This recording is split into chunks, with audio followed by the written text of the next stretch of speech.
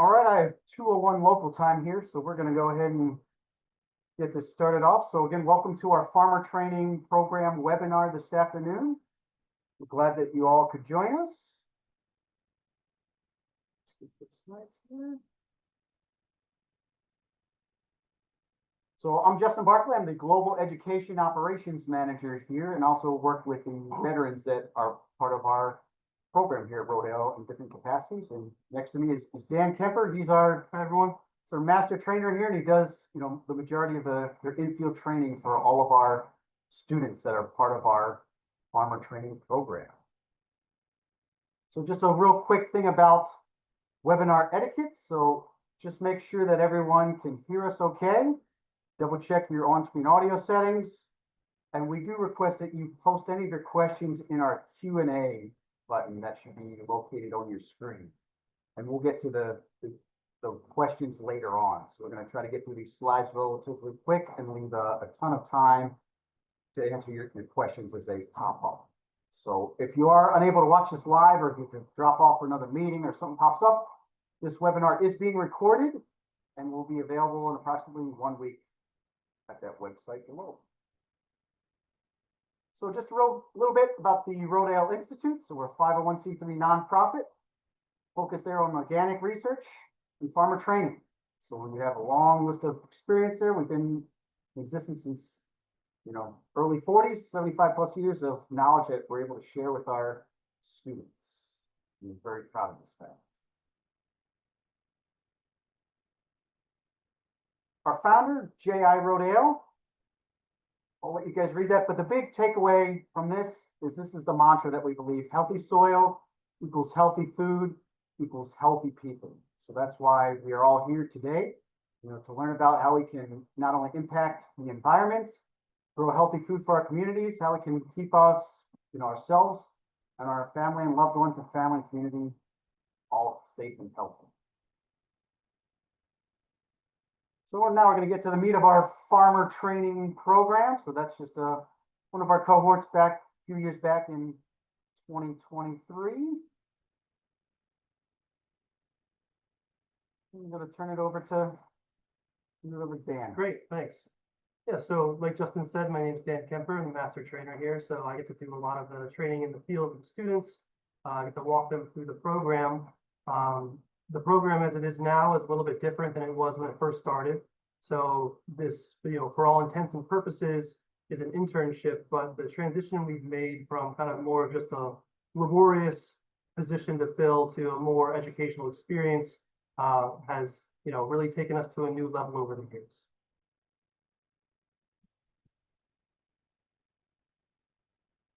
So about 2010, maybe a little bit earlier, around that time, we started the agriculture supported community. And so that's a CSA backwards. And basically it was a CSA for people that couldn't pay for all up front, and we allowed them to pay by the week. It was more of like a food access, food justice grant that had a very small component of it that had to do with farmer training. And so, since we've had interns coming in for this farmer training, I gravitated towards them, and we started to kind of make a program around that farmer training. So eventually the ASC program, the funding kind of, ran out as it's meant to. And so from there, we decided what did we want to take and run with, and we really liked our farmer training program. I definitely had a large focus on education, and I wanted to make sure that it went through. So we started really coming up with new levels of education of what we can provide, and trying to get to kind of a more formal nature or a more collegiate level of education, where someone can come here out of high school, or someone could come here as like their secondary school or their job training for a career. And so from that, we decided that we were going to transition the name from interns to students, and that we were going to actually specifically take time out of the field and go into the classroom for a more structured curriculum. So over the years, what we've come up with is about a 60-40 split of the students' time through the week. So they work Monday through Friday, 40 hours. They have 8 to 5 each day with a 1-hour lunch break. And about 60% of that time is going to be in the field. And about 40% of that time is going to be either in the classroom or on a field trip or doing some sort of lecture that has really nothing to do with work, but really diving into the specifics of farming that people need to know if they're going to start a business and start a career in this industry. So we've really seen a drastic change in the confidence level of our students that are leaving this program now that we've taken this tape. In the earlier days when there was ASC, we had really great laborers. We trained people to hand weed very well. They were very efficient at harvesting fruit, but none of them were really ready to start a business. And so when we transitioned to our more collegiate level curriculum, we really wanted to make sure that we focused on business ownership and making sure that people are ready to start their farm and be profitable enough to continue that essentially for the rest of their career until they're ready to retire. So we've really seen that reflection over the years.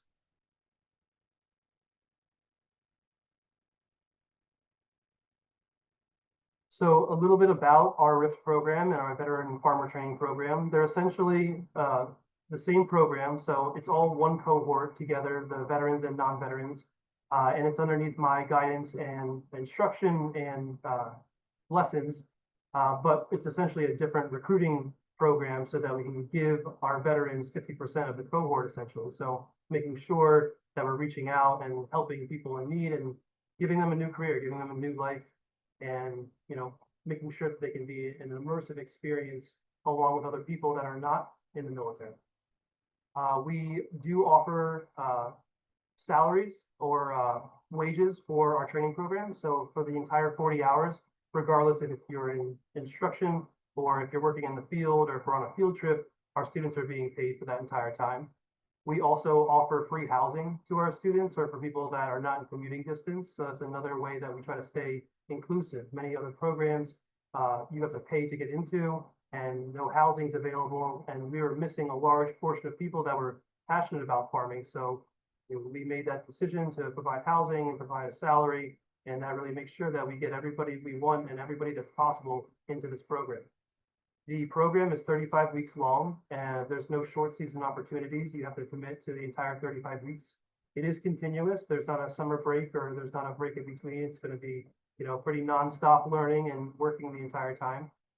The program is located in our Berks County campus, Kutztown campus, and that's our main campus and headquarters for Rodale. We have many other sites throughout Pennsylvania and the country and one in Italy, but the main RIFT program exists in the Kutztown campus.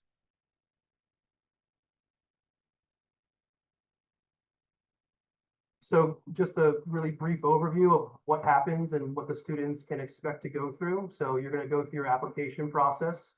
That's going to be online, and we're going to be opening up that soon. We'll talk more about the application in a minute. After you submit your application, we go through a pretty rigorous process of filtering and coming up with what we think is going to be the best candidates. And then we go through a multi-layer interview process, again, making sure that we have a good fit for what we have to offer and what people's expectations are for this program. And then, of course, we have our acceptance. We do have a very, rather low acceptance rate because we have so many people to apply. We're usually, coming up with about 100 applications and boiling that down to 10 or 12. So it is quite competitive. So when we open up the applications, definitely make sure you get your application in quickly. We went over quite a bit of the program, so I think most of that has already been covered. The fellowship, so we haven't mentioned this yet, but there is an option for what we call our fellowship. And essentially, once you complete your first year at Rodale or through the RIFT program, you have the option to be interviewed and hired on as essentially kind of a team leader for the following year's cohort. Each year, we keep 2 fellows that are going to essentially get a much more advanced training than the first year cohort. So they're going to go through all the same classes and the same assignments as they did their first year. But when we're in the field or when we're doing something more advanced, they're going to be doing all the tractor work. They're going to be doing the ones that are helping me with my planning process. And they're also going to be managing the other students in the field.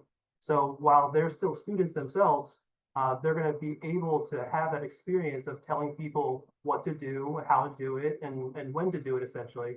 And that's all underneath, that's all under my guidance and supervision. So it's not like we just throw you out there to the wolves and tell you to make it work. It's very structured and there's a lot of support to it. So we found that 100% of our fellows have been hired by the time they finish their fellowship, and a lot of them are actually being hired or starting their own business before they finish and kind of leaving the fellowship early. And that just speaks to how much network opportunity and just overall opportunity you can find in these types of programs, especially in the second year fellowship. And then, of course, after going through all the programming and passing all your classes, you'll have your graduation. Graduation, we have a nice ceremony. You'll be given a certificate award that you can keep in your professional portfolio. You can show this to banks and other lending companies that will be as your proof that you went through a training program and you are deserving of whatever maybe loan you're getting or award or grant. And also this year, we are able to give our graduates some college credits towards the Northampton Community College that's nearby. So it's a couple of credits for finishing, and then you're able to take that and take a few more classes and work a degree in that. So the topics of our program curriculum are quite diverse.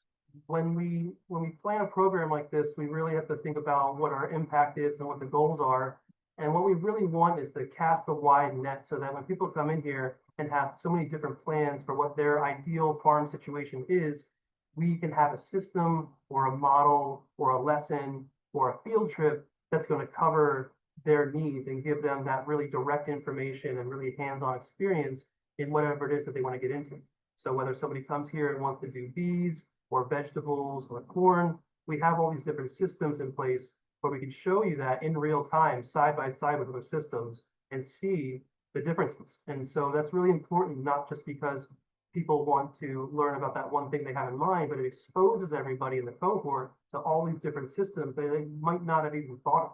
So maybe someone thinks like, I want to go small, I just want to have a little market garden. And then when they get here and they see what the tractor equipment is like, and then, you know, the level of production that can come out of that, that might change their mind and change their entire trajectory of career. So we found that the more diverse, the better for our students. And of course, that makes it more complex for us. But the impact is there. We have seen the growth of our students. We've seen the confidence build in every one of these categories that's mentioned on the screen right here.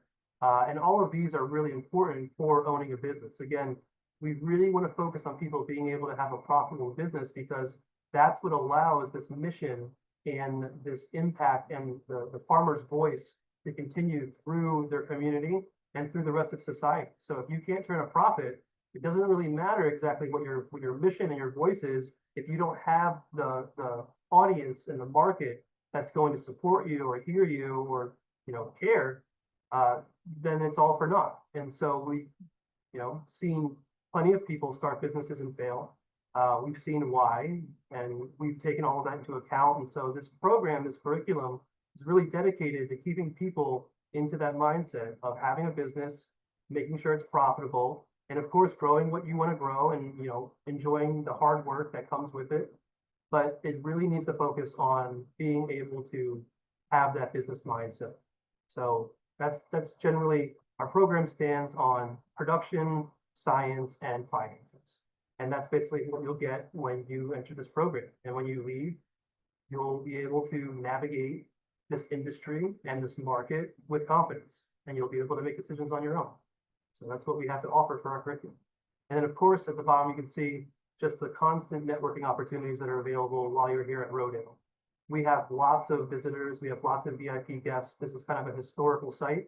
And so it's every opportunity for the students to meet our senators and meet our Congress people and, meet the farmers down the street even. It's just a whole smattering of different businesses and different companies and organizations, and just you get that one-on-one time with them, face to face. You get to tell them who you are, what you stand for, what you want to do. And that's one really great way to start a business, is get somebody to help you that's already in it. And you can find those types of people here. There are people that want to lead and want to help you start your operation. So that's what we have to offer, curriculum-wise. I've mentioned the field trips earlier. So we do go on quite a few field trips through the year, and they're not just to farms, they're actually to other pieces of the industry. Sometimes we go to like a big wholesaler industry, the Philly wholesale market. That's a really awesome visit because the students get to see what distribution of vegetables and fruit looks like on a massive scale. We're talking about boats of bananas coming in and going through these operations and out to massive wholesalers and other restaurants and distributors. They get to see that. At the same time, we visit smaller farms like the People's Kitchen of Philadelphia, where they are literally growing in an urban setting, in backyards and front yards and along the landscaping, and they're providing free meals to their community. So, and just every single thing in between, small, large, medium, every scale and every ag-related industry, we try to make sure our students have full exposure to. So again, they can go into this industry with full confidence, knowing what is what. There's nothing behind the curtain anymore when they do this program. They get to see it all.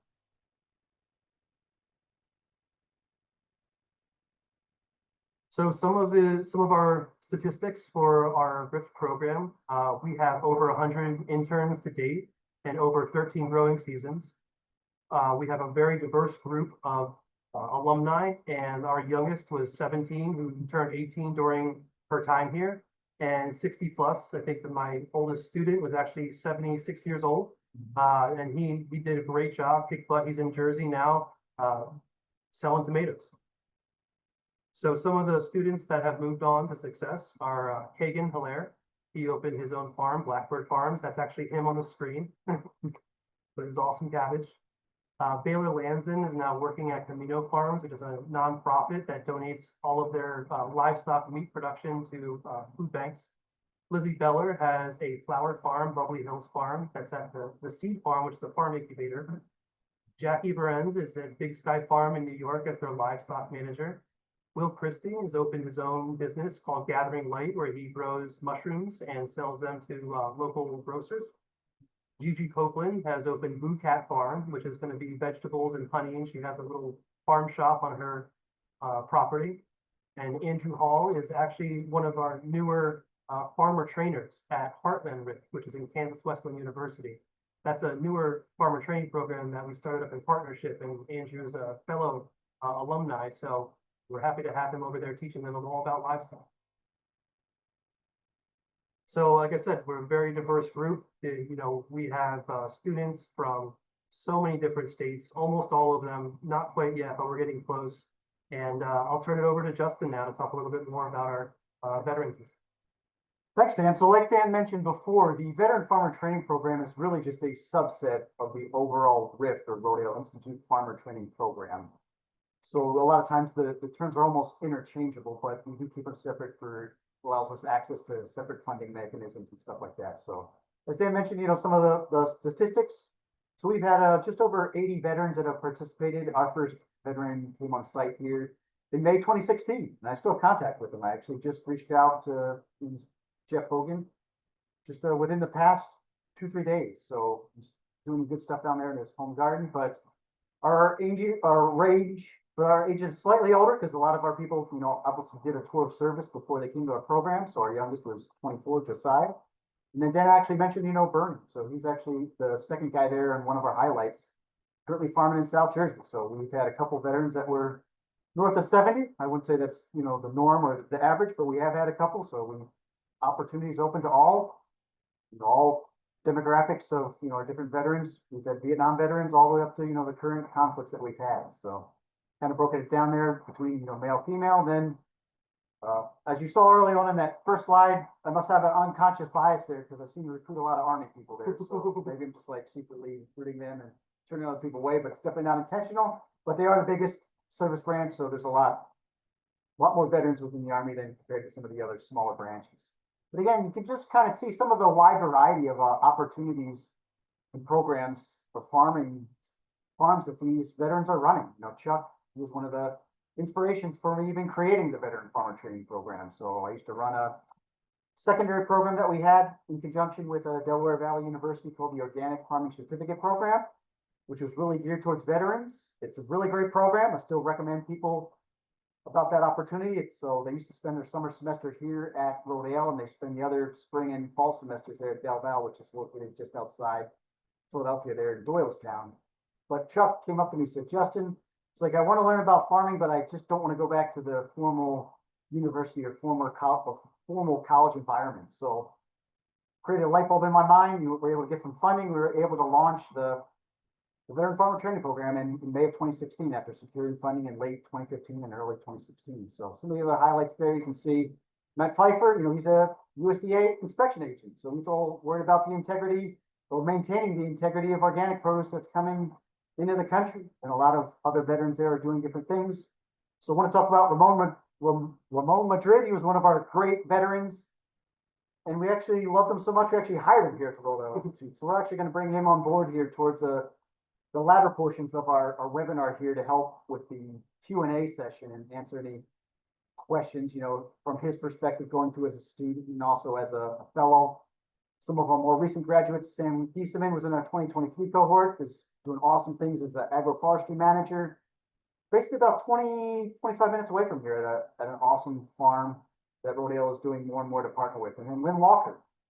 So her farm was recently designated as an organic center by the local Department of Agriculture, or the regional there, and she's doing that within the Philippines. So she splits approximately half her time between the Philippines and also time in Oakland, California. And also, like the other RIF students, our students come from all across the country and even, from across the world. A lot of the veterans have spent time living in multiple states across our country and also multiple countries during their deployments and their duty stations. So I'm just gonna walk, you as the audience here through our application process. Again, we had a slide about a couple slides back that gave the highlights, but our applications are gonna open on Monday. So, just stay tuned. If you go into our website there, go underneath the Rodale Institute Farmer Training or underneath the Veteran Farmer Training Program, we'll make sure that these applications are live. So in earlier years, people used to be able to submit them through mail or through email, but now we have it all consolidated in one online application process, which just makes it a lot more seamless. So no applications will get lost. And then Dan and I will start reviewing those, at the end of this month, beginning of next month, and we'll start reviewing those September, and then early October, we'll start finalizing the list. As Dan mentioned, we get approximately 100 applications for about 10 to 12 slots. So it takes us a while, and we take this, very serious because, this is going to be a life-changing experience for those involved. And we try to do those initial first round interviews within October. It's generally either a phone or a quick Zoom interview. It's normally one-on-one with either myself or Dan. But then we do a second round interview, which is more of a panel style interview. So it'll be with myself and with Dan. We'll also have some of our new oncoming second year fellows. And then we also have some of our senior leadership team there from the education department, and also some of our HR folks participate in those as well. But we give a lot of guidance and information about that as well. So again, this is a highly exclusive program. We only have 10 to 12 slots just due to the funding that we have. And if you're curious, those are the start and ending dates for our 35-week program in the year 2026. I know it seems a little ridiculous to be talking about March 2nd because we're only here, August 13th in 2025, but it'll be here for us before we know it. We'll say goodbye to our current 2025 cohort and then immediately start ramping up, preparing stuff for the 2026 cohort. So a lot of times we'll get questions over the season and stuff. What does the housing situation look like for those who are not, local here to the greater Lehigh Valley area? So over the past several years, we partnered with Kutztown University, one of our state university systems here within Pennsylvania. Their dorms are located just a few miles down the road. And we basically lease or rent out a block of rooms. So all of the cohort is staying together. You're all maybe a floor or so apart, but we normally get our own separate building there, and you're kind of spread amongst the first and third floors there.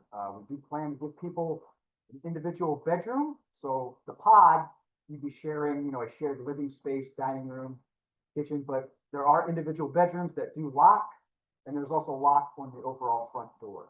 And there are 2 bathrooms, so that's really not bad ratio for anyone spending time in college or barracks life. For those veterans that are out there, that's a really good ratio, 4 or 5 people for 1 or 2 restroom facilities. And having been an alumni of Kutztown and lived in their dorms and these apartments that our students are living in, it is very different where the dorms were like a long hallway with a bunch of rooms going out to it. This is more of an apartment with a large living area and then radially individual rooms. So it's a shared kitchen, shared bathroom, but they're individual rooms, and it's only, how many rooms is it? Sorry? Generally four bedrooms. 4 bedrooms per pod. So sometimes people see the word dorm and get the. Yeah, it's not the big long, barracks hallway or, Yeah, long dorm yeah. hallway that some of you may be familiar with, so. Again, just a reminder that this is a full-time commitment, so this is a 40-hour-week program. Sometimes we would get questions over can I just do it part-time? It's like, no, I mean, for you to really experience the grind of being a farmer, and even this is slightly, a lot less than what a lot of farmers out there will experience is, it's 40 hours, Monday to Friday. The hours are generally 8 to 5, again, with the hour lunch break. Sometimes we will start the days earlier, especially if the field trip is further away, so we would be, released earlier that day. Every once in a while, there might be an hour or two of overtime if there's something really critical that needs to be done or for our field days and stuff like that. But we're really pretty consistent with 40-hour work weeks, Monday to Friday. And then again, generally weekends are off. And it is this is a paid training opportunity. Oh, sorry. And yeah, just want to highlight, we do request or require that the students come in with their own vehicles. So we do encourage people to carpool, to work, but sometimes we're all doing multiple different things.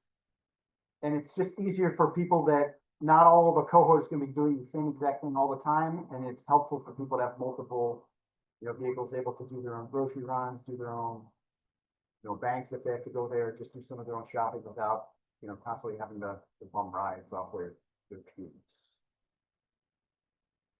Yeah, so this is just a look of our current 2025 trainees. They come from all across, like just Kate up top, he came from Washington State. With Delaney, she's local. Peyton, he bounced all around. He's, I think, originally from Ohio or Indiana, but he most recently came to us from New Orleans. That's where he was most recently living, and also spent some time over in, India within the past year or two. So, Coop, she's from Indiana. Sean's a local guy, but he was originally from California, moved to the East Coast a while ago. Izzy's local. And Garrett is also from Indiana as our second year fellow. Yeah, it's just helpful, these are real people that faces to the names, or names to the faces, excuse me. And these are some of our veteran trainees. So we have Bushra Hashim. She actually came to us from Lebanon. So not Lebanon, Pennsylvania, or Lebanon, New Jersey. She was an Army veteran who was, living overseas there in Lebanon. So Travis, he came to us from the Southwest, from New Mexico. That's where he was most recently, but I was working with Travis for a couple of years now. I first spoke with him.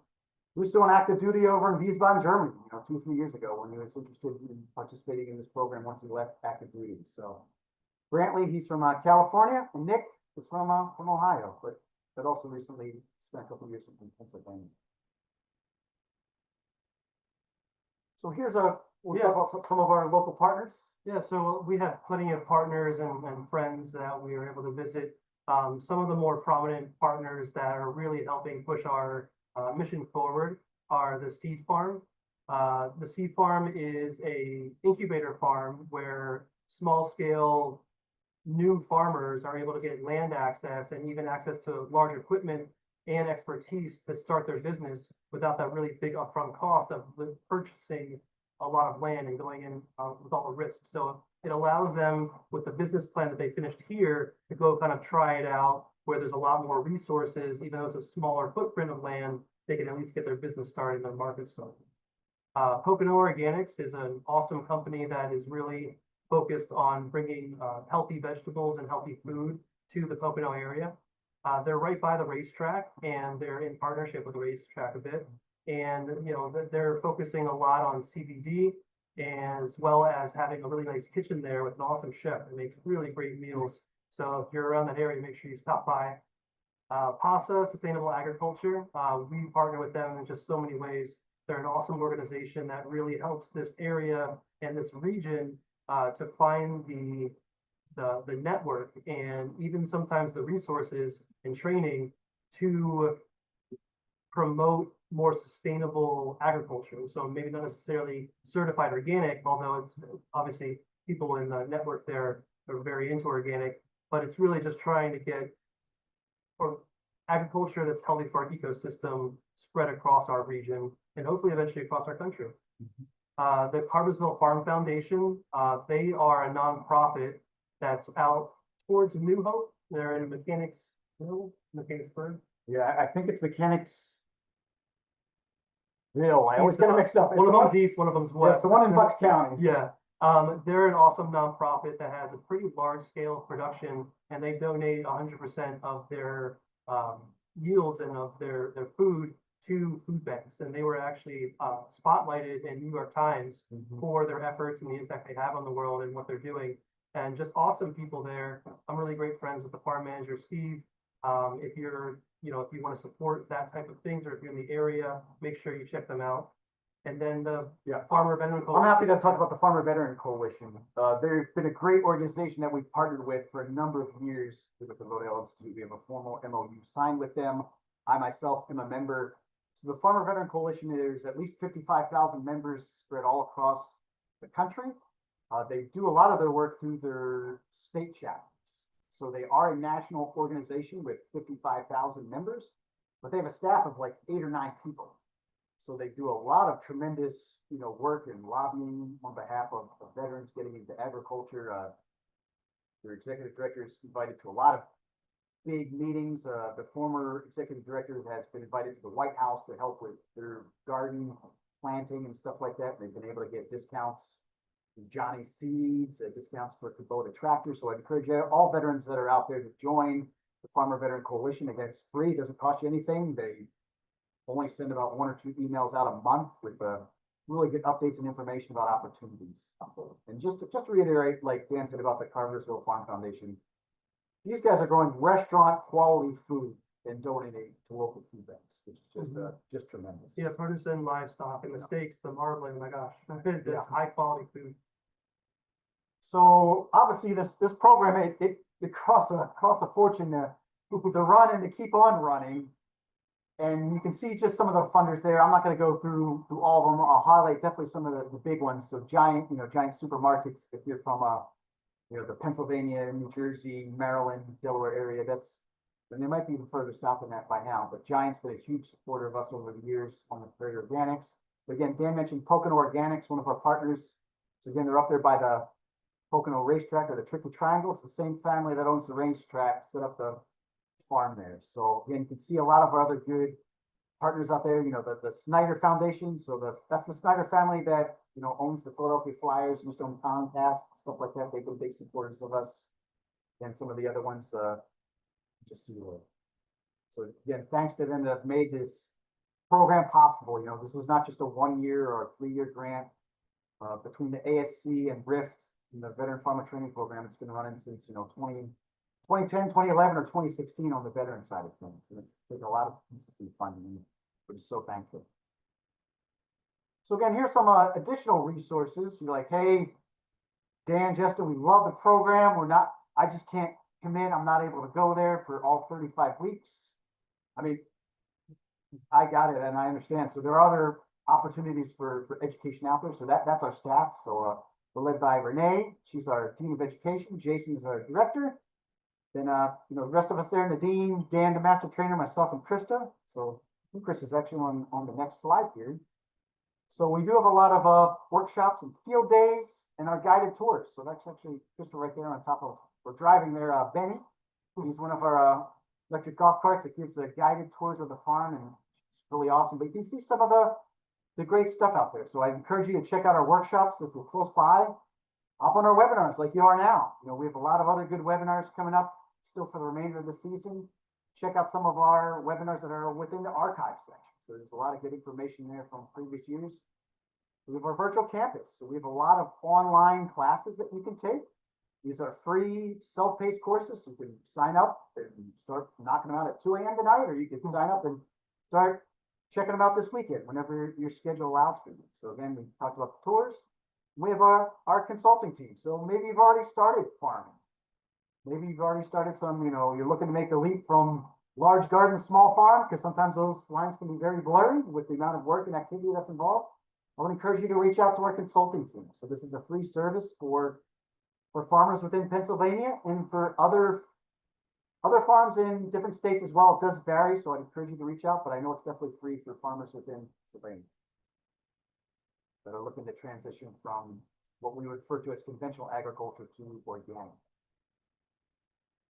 So again, maybe you're just sitting in or attending this webinar, like, how can I help? So as you can see, there's a pretty big price tag for keeping this program running year after year. Spread the word to veterans and individuals interested in learning about organic agriculture. And then, start and support your local farms.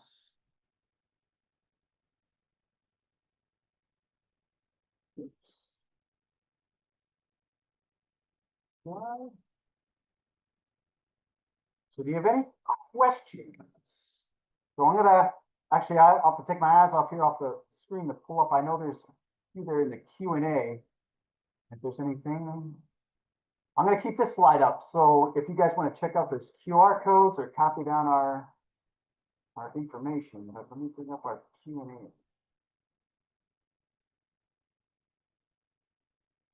So Dan, a little bit mentioned about is there a certificate provided? So there's a certificate, it's a really fancy piece of paper cardstock provided by Pennsylvania or by Rodale Institute, but we are not an accredited institute, but we are partnered with Northampton Community College, where you are able to get some of those, credits for we call it continuing education or a prior learning credits for during your 35 weeks a year. Okay, then the next question was, how does Rodale Institute support disabled communities for healing our earth with food as medicine? Yeah, so that's really that's one of our passions of ours is, we are a nonprofit, so we try to make our information and our resources as accessible to as many people as possible. So again, the research that's gleaned from our big brain PhD scientists that we have running around the Institute, those are published with white papers, information spread out through webinars. Again, we're not out there charging people to say, well, if you really want to get your yields up and improve your soil health, you got to pay us, XYZ dollars. No, we want you to become successful farmers. So we try to share that information as widely as possible within our virtual campus. We do have a lot of languages available. I think we're up to 11 languages. So I know there's a lot of people throughout the world that speak much different language than just English. So they're able to, toggle down and adapt that to hopefully, we'll get even more and more languages added on there as, the AI and the translation services are improving. Okay. And the next question was related to housing. So how many of the students end up housing? So when we actually try to come up with a cohort, we actually assume most of the students will need housing. So we try to plan for at least like 95% plus of the students would be receiving the housing. So we accommodate, 3 or 4 pods, depending to account for all the students that might need it. Do you accept people not from the US? So generally we accept people that are based within the US. Some of that is related to funding. If we get certain grants that want to see, American farmers supported or military veterans, US military veterans supported with particular grants. There have been some occasional exceptions in the past if someone already had an existing visa. We're not able to go through the visa process in time. So if you were perhaps like a dual citizen or something like that, or had a permanent resident status, some type of green card, that may be a potential for you to participate in the program. It has happened before, but again, you need to already have that in existence prior to going through the application process. All right, here's a good one. Dan, Yeah. what makes a strong applicant? Yeah, I'll cover that one. So what makes a strong applicant? That's a really great question. This program being a training program for brand new people and new beginning farmers, obviously we're not going to be rating people on how much experience they have. So we've actually found that people with tons of experience are the ones that are a little bit harder to coach and really want to do it their way. So we really are looking for people that are ready to be coached, ready to learn new things, ready to give all of their energy into it. And then, of course, like I said several other times, looking for people that are ready to start a business, an actual farm that is going to be profitable, make sales. Lots of other people want to start nonprofits or work in ag-related fields. That's fantastic. I think everyone should do that. Agriculture needs as much support as possible. But this program, there's so much of it that's focused on very specifically the business ownership for someone who owns a farm in which you're growing a crop or raising something to sell for money. So we're really looking for people that are already leaning in that direction, because we don't want to have to, fight and convince people that the money is important. We're looking for people that want to own a business and are looking for guidance or for information on how to run that business. And then, of course, looking for people that can be cohesive, someone that can work with a group of people over and over again every day and even live with them. So that's not everybody's cup of tea. That's understandable. There's no love lost here, but our students will be spending almost every day together and even living together. So we're looking for somebody that can handle that and they can manage themselves around that and be cohesive with the entire unit, because it really takes everyone's effort to get through the season. As we mentioned before, there's a 60-40 split. So 40% of a 40-hour week is not being spent on labor. So when we do get out to the fields and we get to work, we do have to work very quickly. It is still pretty fast paced. There's very little relaxing, I'll say. So even though it's an educational program, and even though we have time out of the field, sometimes that really, the effect that has is increasing the intensity of when we do get out to the field. It's like, we got to hurry up and get these potatoes out. Yeah, I would like to open it up real quick to Ramon there, and he's gone through the perspective, not only as a student in our 2022 cohort, but he was one of our fellows for our 2023 cohort. Ramon, if you would, mind just sharing, you've seen some of the good things that made a cohort really strong, some of the things that, maybe it frazzled a little bit and was not exactly perfect, but, could have been better. Yeah, thank you, Justin and Dan. I went through the 22 and 23 cohort. I had no experience with agriculture other than growing some stuff in my backyard, and I knew I liked it, and I knew I wanted to, do it on a larger scale and feed my community. I mean, other than that, it was very therapeutic for me to be growing and seeing like literally the fruits of my labor. So I came here more so to like heal my mind and heal my body, and I feel like I've it's been a health journey, and I wanted to work for an organization that focused on feeding organic food and replenishing our minds as well as our bodies. So, I learned so much in that one season from Dan and the rest of the team, and it was a really different experience for me coming from all the way from South Louisiana to Pennsylvania, and I just used that first season to absorb as much information that I could, and I really got a lot out of visiting other farms and seeing their successes, their failures, and they were very open to sharing. This is not easy. It's not what you see on Pinterest. It's hard work, but it's very rewarding. So that was one of the best things that I got out of it, was those gold nuggets of knowledge from every farm that we visited.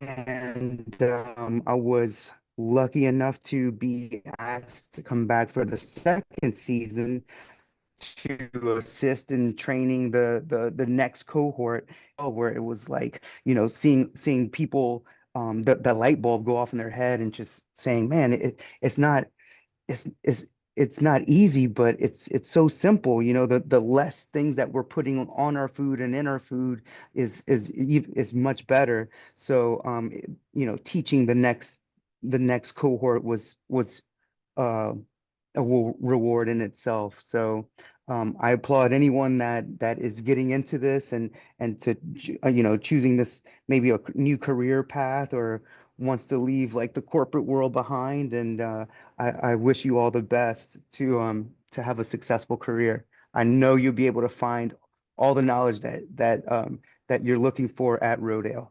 So thank you. Thanks, Ramon. Thanks, Ron. All right, so just getting on to some of the next questions. How much do you pay the participants? Again, that's a really great question. Again, we're not here to hide. At the moment, we are paying people $15 an hour, which basically works out to $600 a week. The paychecks, it has varied over the years, but it is bi-weekly now at the moment. So every other week is when you would get a paycheck. So, I mean, you'll get a little bit less. Uncle Sam's always gonna take his little cut out of there, you know, he's gonna get his, so. Is that question? Then, if not accepted into the RIF program, are there internships available? So our program, we don't formally have internships. They're referred to as students, but I guess the short answer is, no, but our other departments, if you're more interested in, let's say, the research side of agriculture, you know, you want to spend a lot of time, not only in the field, but also in the lab underneath the microscope. They have quite a few internships. Now they're not 35 weeks. They tend to be more seasonal, and they are somewhat more related to the college season, if you will. So they tend to have some in the spring, most in the summer, but they all are also going to have some in this upcoming fall. And every once in a while, they will have an internship that lasts, you know, longer than 3 or 4 months. But as far as our RIF program, all of our slots are just dedicated towards students, so we don't have an internship per se. And then what was it? Would it be possible to work part-time on the weekends? We really kind of discourage people from picking up additional jobs, you know, in the evenings and on weekends. I mean, we do realize that people are making a financial commitments or financial sacrifice to participate in the program, but it's really important that people, you know, use these weekends to recharge, to catch up on, you know, their homework assignments that they're going to have here, to work on their own individual farm plan. And if they're logging, you know, 2 12-hour shifts on, you know, Saturday or Sunday, you know, they're really going to come in burned out to even start the week. So, And didn't mention, but we have a capstone project, so that's assigned day 1. And then on the last week of the program, basically students will be presenting multiple year profitable business plan and a presentation for their farm, essentially. So we go through an entire season of developing. Essentially, when students come in, they typically have a hypothetical of what they want in their heads. And if they don't, we kind of just make up something and just go through the process of building out a budget, building out a production plan, seeing it, if it's profitable, talking about debt and loans and everything. All of that is done off hours. So we have sessions where we talk about the assignments on their due dates. So we share them as a group, but the time in between when I'm asking you to work on your spreadsheets, that's all going to be on personal time as homework. And so it's really important that people are defensive of their personal time while they're in this program, because there is study for the exams, there is a capstone project, there is homework for our finance classes. So there is additional commitments that are expected outside of the working hours for assignments. Yep. And I do want to give a shout out there too. This question was from Patricia Swigert, and I was playing phone tag with her for the better part of a week and a half. So I really apologize. We were not able to connect. I know she lives a time zone or 2 away, and she was in the medical field, and her schedule was crazy, and we were in the middle of our field day. But I'm glad she was able to hop on the call here. But she also had a question: do we work within healthcare hospitals? So we do have a partnership with St. Luke's, which is one of the big health networks that's within the region here. And one of our Rodale satellite locations is the St. Luke's Rodale Farm. So the farm is actually still owned by the hospital, but it's manned. The employees running the farm are Rodale employees. So that's one of our biggest connections, but we have some other staff that are working with farm institutions and, you know, getting more farms located on hospitals. So there are some white papers out there, or even within our farm institution paper that's on our, I think it's our free downloadable resources underneath the education tab. It talks about, you know, some of the steps with trying to get those, you know, processes or those events rolling along, you know, getting support from the higher leadership team there at the hospital, you know, not just calling that out to some lower level mid-manager who's trying to coordinate everything and resources and assets and finances between the hospital and that farm manager. But so in that instance, you know, we do work with them, but we're not directly, you know, our RIF students are not regularly working, you know, within hospitals. Though hospital groups will come out here, or medical staffs do come out here and will interact and engage some of our students out there in the field. You know, those medical students are here on a field trip to Rodale, and they'll interact with our students out there in the field. So Okay, next one was, may you reiterate the application cycle for the veteran program when it opens and closes? So again, yeah, just for full transparency, the veteran application window is the same as the RIF program, so our application should be open on next Monday, so the 18th of August. We plan to keep those open for probably a good 6 or so weeks through the end of September. We don't necessarily have an end date per se, but once we have a good amount of applications, we'll start reviewing them, and then we'll start the interview process. And the application itself, it's relatively pretty simple. It's a online form where you just got to fill out, the questions. And some of those are questions we're going to make sure that you're going to be a good fit for this program. Are you really serious about committing to this, or were you just, scrolling the internet some Saturday night and came across this program, decided to, just apply on a whim, but weren't really serious. So we kind of use those questions within our application to really gauge, with serious people who really want to make farming, the main part of their next career path or their first career path, if they're just leaving high school. So, some people have come to our program in lieu of attending college. This was, hey, you're not paying all those fees for college and you actually get paid while you're here. So we have had some people, 18, 19, 20 who have come here straight out of high school. We also ask for the cover letter and resume, and that will be through email to our RIFT address, but that instruction will be on the application that just mentioned.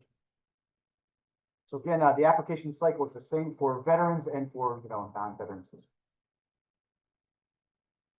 All right, so here, what differentiates RIFT from other sustainable agriculture training programs? That's a good question. I mean, a while ago there weren't that many programs that are out there, and it's not a bad thing that there are more opportunities out there. Obviously, we're both biased. We think ours is the best for a couple of reasons. One, I think we pay people. A lot of those programs out there, you have to pay, whether it's through a college or university. You just pay to get your own housing arrangements set up unless you happen to live within the area. So I think that's one of the big separators between us and other programs. And also I think ours is just the duration. 35 consecutive weeks. There's other programs that are out there, might be 1 month, maybe 2 months, maybe 3 months, but I have not found that many that are so robust as 35 consecutive weeks of trying to let people experience that true farmer grind of a growing season. And I would also add that it's rare to find the type of hybrid immersive program that we offer. So a lot of times a farmer training program might be more of an apprenticeship where somebody just goes onto another farm property, works alongside the farmer, and the farmer is an advisor and a mentor and gives them a great amount of information. But what we've done here is we've really focused this into just a collegiate level curriculum that piece by piece focuses on everything that we have figured needs to go into a good farmer, which is quite a bit. And so to have the ability, like Justin said, for us to be able to pay people to do this while they're sitting in a classroom and while they're taking a test, they're getting paid to take that test. So that's really a step up. And then also we're learning organic standards. So a lot of sustainable agriculture will cover some of the techniques, but we're really diving into the nuts and bolts of what you need to do and paperwork wise, how much it costs, how you set up an audit. This really all like demystifying the entire program. In the cohort style. So like an apprenticeship, you would be kind of by yourself or with one other person, but to have 12 people there to support you and to help get through some of these hard times, it's really a special bonding process. So Justin mentioned these people's lives are changed because of this program, not just because of the knowledge and access that they get to what we have to teach, but also the network that they've created, the friends and professional associates and contacts that they're making with each other is going to be a huge support network for when they leave here. So we really feel that this is a step above all the other programs that exist, all the ones that we've seen so far, whether it's because of the caliber, the number of people, the extent of the education, or the access of the education to many people. We really think that there's not many other programs, if any, that can really match what we have to offer. Yeah, and I guess just to tie into that, unfortunately, we are not able to accept all the students with the amount of applicants that we do receive.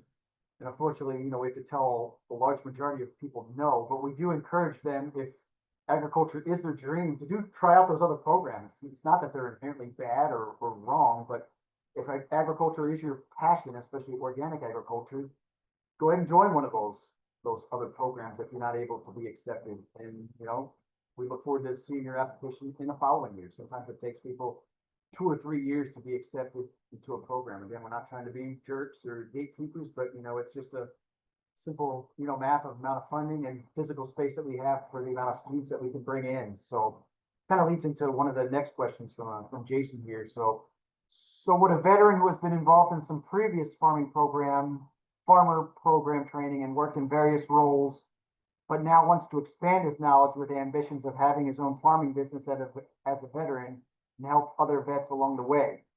So yeah, I would still encourage you to submit your application. I mean, it couldn't hurt to at least go through that process. Maybe you're too advanced, but I've had other veterans who have gone through some, at least on the veteran side, there was like Archie's Acres out there in California. They do a lot of hydroponics, stuff like that. Or Arcadia, that's another veteran farmer program that's located just outside DC. They're both, solid programs. I don't necessarily think they're as robust as ours, or, they don't necessarily have the benefit of, like 11 or 12 PhDs on staff here, that they can tap into. But yeah, you're not like disqualified that you have, potentially too much training. Now, if someone's been a farmer for 10 years on their own 50-acre farm, okay, maybe they just want to come here, and argue with us the whole time about, how we're farming wrong or something like that. But no, I would still encourage you to apply. And if I could add to that, Jason, it's just also kind of a deep dive into what your wants and needs are, because we start at a very basic level and we build up to a level by the end of it that people are able to own their own business. Sometimes because of that slow startup, people with extensive experience, they get bored or they become kind of disenchanted with it because it's like, I'm not learning anything. I already know all this stuff. And so it's one of those other things where it's like you have to think about what you're about to sign up for. And it is from 0 to 100. But some people don't like starting at 0. So it's good for you to think more about that or just consider it. The next one was, is there any flexibility with the days, hours worked in a week? I was hoping to attend a family reunion in Michigan the first weekend of July. Would I be able to take more than 2 consecutive days off ever while doing this program? Yes.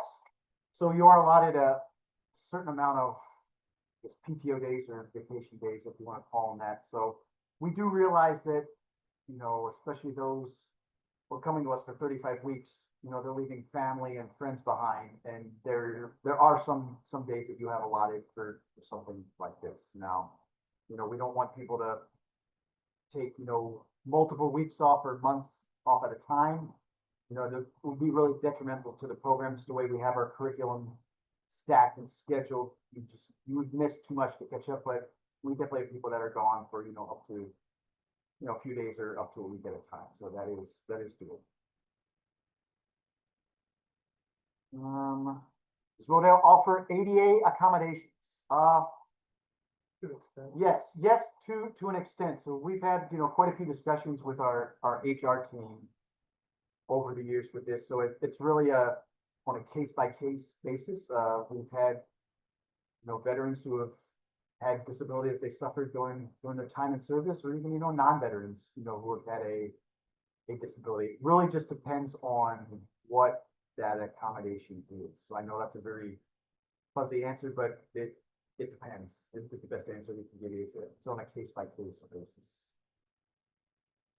Are referrals a part of the application? Yep. So yes. Sure. We would like 3 references for your application. Do service-connected disabled veterans receive any preference with being accepted into the program? No, it doesn't. It doesn't like hurt your.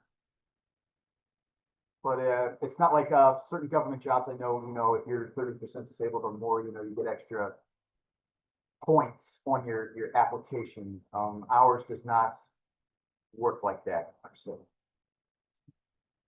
again, we have had people who have had, disabled veterans participating in the program. Are meals provided? If not, is there access to a kitchen at the dorms? So, Rodale itself, we do not provide you meals. I mean, they do get access to the produce that you're growing Yeah, when it's in basically, season, yeah. so, yeah. But, as far as the kitchen, so each of the dorm pods have their own kitchen. And it's a pretty, it's like they get a decent sized fridge. It's a 4 burner stove, right, Yeah. Ramon? I think something like that. It's like microwave and it's oven, so it's I was gonna say Ramon lived there for 35 weeks. I'm only there. Yeah, correct. You get a pretty, yeah, it's a pretty good size fridge, microwave, toaster, oven, stove, silverware, bowls, plates. So yeah, you got access to a kitchen in each dorm. Yeah, so most it's like 4 or 5 people that are sharing a kitchen at night. And again, each pod has their own kitchens. All right, what can prospective students do now to prepare for Rift beyond applying? So yeah, I can take that one. We, any amount of preparation is going to be helpful. So there's the sense of getting ready for the farm work and the field work. You can volunteer at other farms. If you live around the area of a farm, sometimes you can get in contact and go out and help them out. Not always, but sometimes. The curriculum side, it would be good to brush up on some, introductory biology, plant physiology, ecology. We get into all of that stuff, microbiology, soil health. If you wanted to look up some textbooks from different universities, all of the stuff on like basic physiology, we'll be covering and there'll be tests on it. So it wouldn't hurt for you to brush up on some vocabulary there. I would say, just make sure you pack enough stuff. Yeah, come here with an open mind. And again, for those who are accepting the program, we send out extensive packing lists of, what you should bring. Yeah. And not to get too ahead, but just in general, this area, really big swings in temperature. And so you'll need everything from multiple layers of Carhartts all the way to like linen shirts that keep the sun off of you when it's too hot. So it's just about every type of weather you can get here in Pennsylvania. Okay, then a question here. I'm just a beginner, willing to learn. Just attended a week-long boot camp with veteran farmers in New Jersey last year. It's motivating. All right, great. So yeah, we've had other veterans who have participated in it's like NCAT. They put together those Arm to Farm events. In fact, Ramon was on one last week or last week or 2 weeks ago up there in Maine. So we've had veterans that have come to those and really liked them and decided to do 35 weeks. Yeah, that was really fun. It was like a shortened version of Rift. It lasted for 1 week in Maine, and they do them all over the country. So if you are not able to do a whole season or even a whole month with Rift, if you're a veteran, I really recommend Arm to Farm. It's a week long, and you'll touch on every subject that you do in Rift, but definitely not to the same extent as spending a whole season on the farm. Okay, well, again, if we have our contact information up there, if anyone thinks of, the world's greatest question, an hour from now or tomorrow or next week, feel free to reach out to either myself or Dan, or preferably just both of us. That way we'll be sure to make sure it doesn't fall through the cracks. And we'll do our best to answer your questions. But again, I know it's after 3 o'clock. Thank you all for hanging in there with us, and, look forward to seeing your applications come in later on this month and next month as well. So thanks again, and Thanks, have a everyone. good rest of your day.